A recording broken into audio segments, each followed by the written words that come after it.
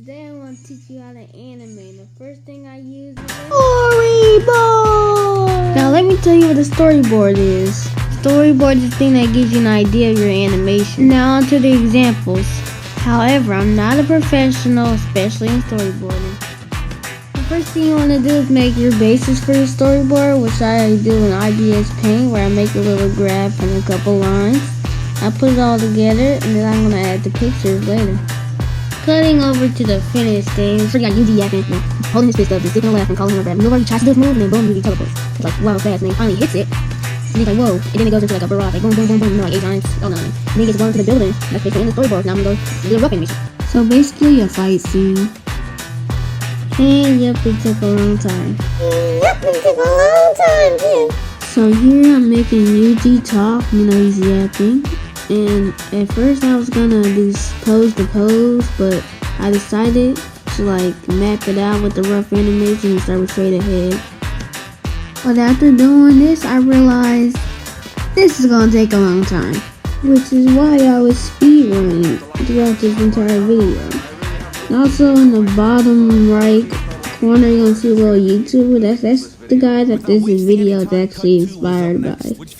I'm taking a little, what's it called? A little inspiration from his animation. You should check out the video. I'll leave a link in the description.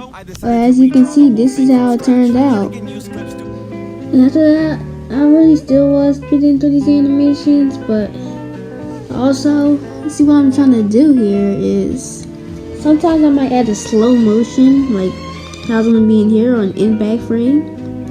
I'm also looking back at the storyboard just for the best representation of it. As you can see at the top, sometimes some frames last for longer, like one frame would be 3 frames, you know what I mean? Animating on 2s and 3s, I mean. Where you I think you know what I'm talking about. And to really get your animation to look professional and good, you might want to add some timing, you know what I'm talking about? Where you might let one scene play out, or you might show the action beforehand. I think that's a different principle of animation.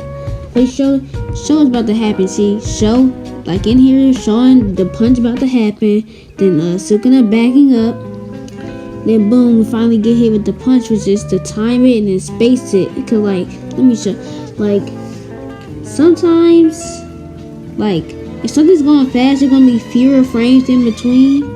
But if something's going slow, there's going to be more frames in between. That's what I mean by spacing and timing.